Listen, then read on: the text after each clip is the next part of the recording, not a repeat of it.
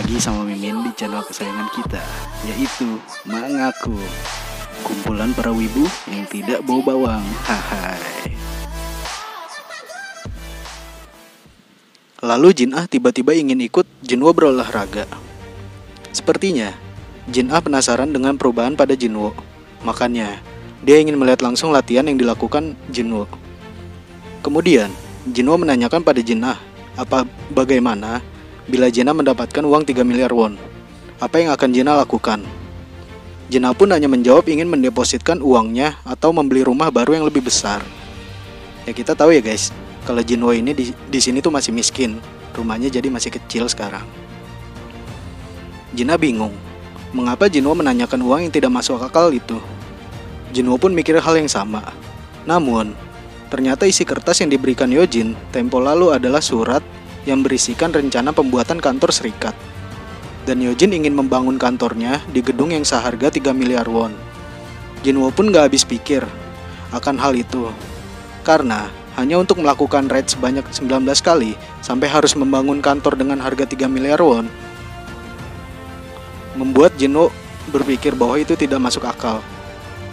Lalu Jinwo bertanya pada Yojin, jadi itu hanya untuk investasi kecil selama kamu bisa menjadi ketua serikat? Yojin pun mengiyakan pertanyaan Jinwo. Jinwo mulai tertarik dengan ajakan Yojin karena nilainya sangat besar. Jinwo mulai berpikir kalau dirinya sangat spesial karena berbeda dengan orang-orang yang mendapatkan pembangkitan ganda lainnya. Karena hanya dia yang bisa terus naik level dan bertambah kuat. Dimana hal itu dapat membuat dia berada di rank S atau bahkan lebih dari itu. Kemudian, Jinwo syarat pada Yojin sebelum menyetujuinya. Syaratnya adalah untuk melakukan raid hanya berdua, tanpa ada orang lain. Sontak hal itu membuat Yojin sangat kaget. Kemudian Yojin menjelaskan pada Jinwo bahwa syarat untuk masuk dungeon itu harus berjumlah 10 orang. Jinwo di sini sudah tahu rencananya dan ingin melakukan rencana yang dilakukan oleh Ketua Huang lalu, di mana mereka hanya perlu mengisi slot yang kosong itu dan akan diberikan hadiah setelah itu. Jelas Yojin semakin dibuat kaget oleh Jinwo dan bertanya, bukankah itu sangat berbahaya tuan? Jinwo pun meyakinkan Yojin agar mempercayai rencana Jinwo. Lalu Yojin pun langsung mengiyakan dan langsung bersemangat untuk mencari member lain. Sesaat setelah itu, Jinwo tidak sadar telah berlari melebihi misi hariannya. Karena terlalu memikirkan kontraknya dengan Yojin. Namun, sistem tetap menambahkan total misi hariannya. Jinwo yang seharusnya hanya berlari 10 km, kini bertambah jadi 11 km. Lalu, Jinwo terpikir untuk mencoba berlari lagi untuk melihat apa yang akan terjadi pada misi hariannya nanti. Panel pun berpindah lagi ke Washington, Amerika Serikat, di mana ada seorang pria dan wanita, yang mungkin itu adalah Hwang Dong-soo, adik dari Ketua Huang. Lalu, dia pun bertanya pada Lola. Jadi cewek ini namanya Lola ya guys. Ayo, Lola apa nih? Hwang Dong-soo pun bertanya, apa yang terjadi bila dia membunuh seseorang di Korea? Lola Ziata pun, maksudnya Lola, nggak pakai Ziata ya guys. Jadi traveling kan ngotak Mimin. Lanjut. Lola pun kaget dan menjawab, apa Anda sedang serius? Korea masih belum menyelesaikan perjanjian Indian untuk perburuan kriminal. Dan karena Anda adalah hunter yang berasal dari Amerika, Anda akan menerima hukuman di Amerika. Dan kemungkinan tidak akan terlalu merepotkan pemerintah dikarenakan negosiasinya. Hwang Dong-soo pun senang mendengar hal itu. Dan dia sangat ingin membunuh Jinwo dan Yojin untuk membalaskan dendam kakaknya yang telah dibunuh oleh Jinwo. Karena yang selamat hanya Jinwo dan Yojin, jadi Hwang Dong-soo pun berasumsi bahwa kakaknya telah dibunuh oleh mereka. Kemudian, Hwang Dong-soo pun meminta mengkosongkan jadwalnya untuk pergi ke Korea oleh Lola. Lola pun berkata, apabila Hwang Dong-soo pergi, maka serikat mereka akan lumpuh. Wajar ya guys, karena si Hwang Dong-soo ini hunter rank S. Jadi kehadirannya sangat berarti. Tanpa mempedulikan perkataan Lola, Hwang Dong-soo pun segera minta memberi waktu kosong.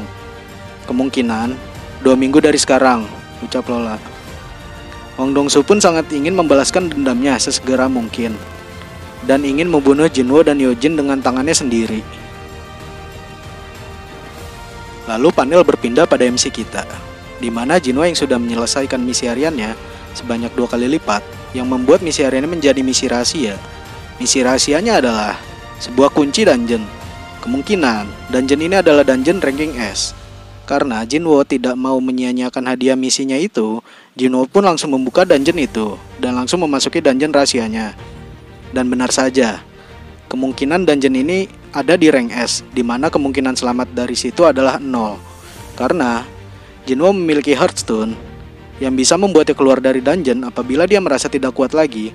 Dan karena sebentar lagi Jinwo akan memulai raid bersama Yojin di rank C, maka dungeon ini hanya untuk latihan atau mengetahui batas kekuatan Jinwo. Sambil berjalan, tiba-tiba Jinwo disambut oleh monster berkepala 3 yang bernama Hell's Gatekeeper Cerberus. Jinwo tidak gentar dengan kehadiran sosok monster itu, karena Jinwo sudah bertekad untuk tidak mati dan menjadi lebih kuat lagi. Kemudian, Jinwo mulai menyerangnya lebih dulu, dan terus menyerang karena ingin mengetahui seberapa kuat dirinya. Sambil mengaktifkan berbagai skill yang dimilikinya, Jinwo yang sudah berpikir bahwa serangannya tidak cukup baik, dibuat kaget oleh monster itu, karena serangannya tidak ada yang berarti. Walau Jinwo sudah memakai buff pada dirinya, tetap saja tidak dapat melukai monster tersebut. Sontak membuat Jinwo berpikir bahwa dungeon ini memang dungeon ranking S. Sembari Jinwo menyerang monster itu, sistemnya pun membantu Jinwo dengan mengeluarkan notif bahwa sang monster tidak merasakan sakit apapun. Di saat Jinwo sedang asik menyerang, Jinwo pun lengah, yang membuat tangannya terkena gigitan dari monster itu. Sesaat sebelum Jinwo mati, lagi-lagi Jinwo diselamatkan oleh sistemnya dengan skill Perseverance, di mana skill itu dapat mengurangi damage yang Jinwo rasakan dan dapat menambahkan HP Jinwo. Sesaat setelah itu, Jinwo pun pulih. Jinwo pun mulai menyerang monster itu lagi, dan akhirnya berhasil membunuh monster itu. Menyadari levelnya masih belum cukup dan belum kuat, Jinwo mengurungkan niatnya untuk memasuki gerbang dungeon itu dan bertekad untuk kembali apabila dia sudah menjadi lebih kuat. Lalu, Jinwo dapat drop item dari monster yang baru dia bunuh tadi. Kemudian panel berpindah pada seorang pria kusut ini, di mana pria ini sedang berbicara dengan seseorang. Mereka membicarakan perihal dungeon. Yang kita juga ketahui bahwa apa yang terjadi di dalam dungeon tidak akan diketahui oleh orang luar. Ternyata, pria kusut ini meminta seorang hunter untuk melakukan pekerjaan membunuh orang dengan bayaran yang sangat besar, yaitu 2 miliar won. Karena dungeon kali ini banyak hunter juga yang ikut serta, maka pria jahat ini meminta uang tambahan sebesar 1 miliar won pada pria kusut ini. Sambil menjelaskan bahwa dia sebagai hunter rank B sengaja memilih untuk berada di Departemen Pengawasan Serikat Hunter karena nalurinya yang lebih senang membunuh manusia dibandingkan membunuh monster. Kemudian panel berpindah pada sosok Ketua Song yang sedang berjalan menuju dungeon rank D. Ketua Song kini telah kehilangan satu lengannya karena tragedi dungeon ganda lalu, dan dia juga tidak merasakan dampak apapun dari pembangkitannya. Berbeda dengan Jinwo yang semakin kuat, Ketua Song malah semakin tidak berdaya. Dia kini sudah tidak bisa menggunakan teknik berpedangnya lagi karena lengannya sudah hilang. Kemudian Ketua Song berpapasan dengan seseorang, di mana orang itu adalah Jinwo. Sontak membuat Ketua Song kaget karena perubahan yang ada pada Jinwo. Jinwo pun ikut kaget karena tidak menyangka akan bertemu Ketua Song lagi. Lalu, dengan perasaan tidak enak namun penasaran, Ketua Song pun bertanya, "Bagaimana kakimu dapat pulih kembali?" Jinwo hanya bisa berpura-pura dengan menjawab bahwa dia sendiri tidak tahu. Karena saat dia terbangun, semua lukanya telah pulih kembali. Dengan rasa senang dan bangga, Ketua Song memberi selamat pada Jinwo yang selamat dari tragedi lalu. Berbeda dengan Ketua Song yang tetap kehilangan satu lengannya. Ternyata, kali ini mereka berada di tim yang sama lagi dan akan melakukan dungeon bersama. Lalu, tiba-tiba Joe pun ada di tim tersebut dan sangat kaget melihat Jinwo. Tak hanya Joe, dungeon kali ini ada Pak Kim juga bersama mereka. Hal itu membuat keadaan menjadi canggung karena Ketua Song tahu bahwa Pak Kim telah mengkhianati mereka saat di dungeon ganda lalu, yang membuat dia berasumsi bahwa Jinwo telah membenci Pak Kim dan dirinya. Tak berhenti di situ, Joe kembali kaget dan sangat pangling dengan perubahan Jinwo yang sudah ganteng ini. sambil menjelaskan bahwa Joe selama ini mencarinya kemanapun, namun tak kunjung dapat menemukan keberadaan Jinwo. Namun, dalam keadaan nostalgia hangat ini, tiba-tiba ada seseorang yang mengganggu mereka. Kemudian muncullah para narapidana dari dalam sebuah mobil. Ternyata, para narapidana itu bawaan dari pria jahat tersebut. Lalu, Ketua Song dibuat kaget karena hadirnya beberapa narapidana dalam dungeon kali ini. Kemudian, Ketua Song menanyakan perihal narapidana tersebut pada tim pengawas hunter di sana. Dijelaskan bahwa mereka adalah narapidana yang akan ikut dalam dungeon ini bersama dengan Ketua Song dan yang lainnya. Namun, Ketua Song tetap tidak terima melakukan raids bersama dengan para narapidana. Dijelaskan lagi oleh pengawas itu bahwa mereka dulunya adalah seorang hunter juga, dan mereka mengikuti raids untuk mengurangi masa tahanannya. Karena hunter di daerah situ semakin berkurang, mau tidak mau mereka menggunakan narapidana untuk melakukan raid di sana. Dan melanjutkan perkataannya bahwa hunter dari departemen pengawasan bernama Gang Taesik, jadi si jahat ini namanya Gang Taesik ya guys, kita sebutnya aja Taesik aja ya biar lebih gampang. Taesik ini akan mengawasi para narapidana di sana, yang dimana Taesik sendiri berada di rank B, dimana untuk membunuh seorang hunter rank B membutuhkan 10 orang hunter rank C. Kemudian, Jinwo yang merasa ada hal yang aneh menyuruh Juhe untuk tidak ikut dalam dungeon kali ini. Juhe pun bertanya balik bagaimana dengan Jinwo. Aku akan pergi, lanjut Jinwo. Dengan semangat, Juhe pun akan ikut Jinwo pergi. Ya, romantis banget ya ini pasangan berdua. Kemudian berjalanlah mereka menuju pintu masuk dungeon. Ketua Song berpikir seperti nostalgia saat dungeon ganda lalu, dan menganggap ini adalah sebuah takdir. Sesaat setelah itu, Taesik menghampiri Ketua Song untuk mengenalkan dirinya dan berkata untuk tidak mengkhawatirkan para narapidana itu, karena dia akan mengawasi para narapidana itu nanti, dan menanyakan siapa yang akan memimpin dungeon kali ini. Ketua Song pun menjawab, dialah yang akan memimpin dungeon ini. Ketua Song pun bertanya pada Jinwo, apakah tidak apa-apa bila dia yang memimpin dungeon kali ini. Tentu saja Jinwo tidak keberatan. Lalu, Jinwo dibuat kaget dengan perilaku Ketua Song yang tiba-tiba menundukkan kepalanya sambil berkata, terima kasih, karena telah memberiku kesempatan sekali lagi. Ini adalah salahku, bahwa 11 orang telah meninggal. Lalu, berkatmu 6 orang telah selamat.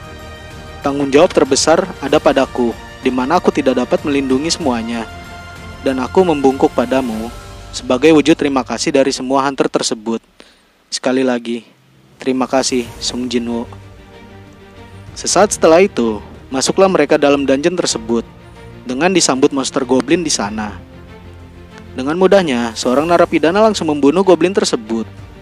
Disusul dengan para narapidana lainnya, dengan terus membunuh goblin-goblin itu, Ketua Song hanya bisa kaget dengan perlakuan para narapidana itu. Saking sibuknya Ketua Song memerhatikan para narapidana itu, tiba-tiba Ketua Song diserang oleh goblin di sana. Untungnya, Ketua Song dapat menyadarinya duluan dan langsung menyerang goblin itu. Tak henti di sana, goblin yang lainnya pun datang menyerang Ketua Song. Namun, Ketua Song terus menyerang balik mereka dengan sihir apinya. Jadi di sini Ketua Song udah nggak bisa pakai pedang ya guys. Dia sekarang jadi match gitu kayaknya deh. Namun, tiba-tiba Pak Kim menyadari ada seorang yang bukan seperti ranking C biasanya. Di sini belum tahu ya guys siapa yang Pak Kim maksud. Kayaknya sih buat Jinwo nih. Sesaat setelah itu, Ketua Song menyapa Jinwo dan memuji Jinwo karena sudah berkembang dengan pesat. Dan kini dia menggunakan pedang di mana biasanya Jinwo hanya menggunakan tangan kosong saat melakukan raids. Hal itu pun dibenarkan oleh Juhe yang berkata bahwa dia kini tidak perlu menyembuhkan Jinwo lagi seperti dulu. Ketua Song pun terus berpikir bahwa Jinwo yang benar-benar sudah berubah dan menjadi sosok yang tenang, berbeda dengan Juhe.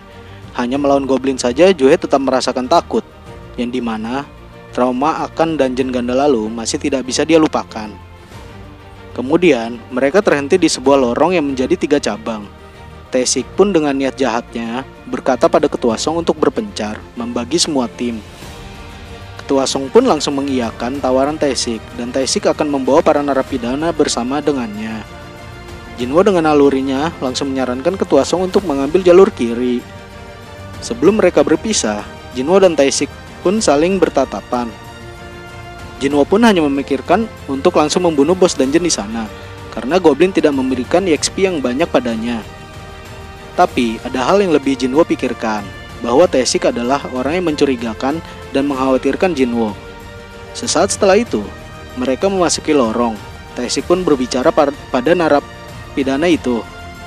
Apakah kalian telah menyelesaikannya? Mereka pun menjawab bahwa melawan Goblin adalah hal yang mudah. Taesik pun berpikir bahwa kenyataannya, Goblin memiliki kekuatan dan nyawa yang lebih rendah dari seorang pria, serta ukuran dan kepintarannya setara dengan anak-anak.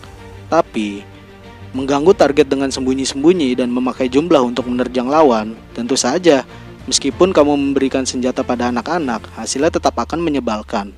Karena, anak kecil pun dapat membunuh seseorang dengan menggunakan pisau. Tidak ada bedanya antara manusia dan monster. Mereka sama-sama seekor serangga.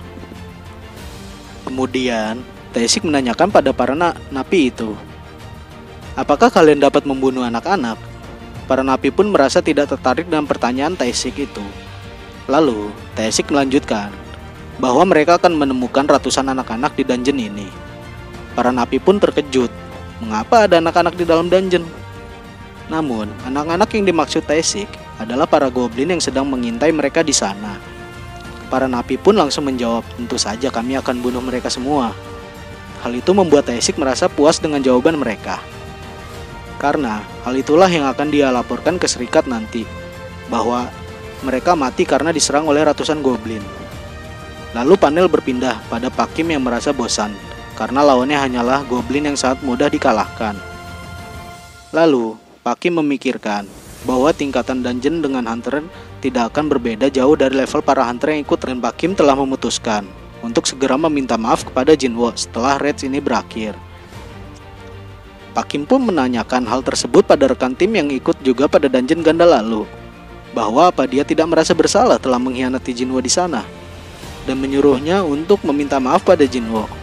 Meskipun dia tahu hal itu tidak cukup untuk menebus kesalahan mereka, namun Pak Kim tetap akan melakukannya. Kemudian rekan timnya pun menyuruh Pak Kim untuk bergegas menyusul yang lain. Lalu berjalanlah mereka menyusuri dungeon itu. Namun, mereka dibuat kaget dengan apa yang mereka lihat sekarang, di mana ada 2 orang napi yang sudah terbunuh dan 1 orang yang sedang dicekik oleh Taesik membuat Pak Kim kaget. Dengan santainya, Taesik pun bertanya, "Mengapa kalian muncul dari sana?" Kemudian, Taesik langsung membunuh napi tersebut dan berpikir bahwa jalannya terhubung, yang membuat dia tidak perlu berkeliling dungeon ini untuk mencari bosnya. Dan berpikir bahwa dia harus membunuh yang lainnya juga karena sudah ketahuan seperti ini. Sesaat setelah itu, Jinwo dengan nalurinya menyadari bahwa ada aura membunuh yang tinggi dan segera mengajak ketua Song untuk kembali. Berlarilah mereka bergegas ke tempat yang lainnya.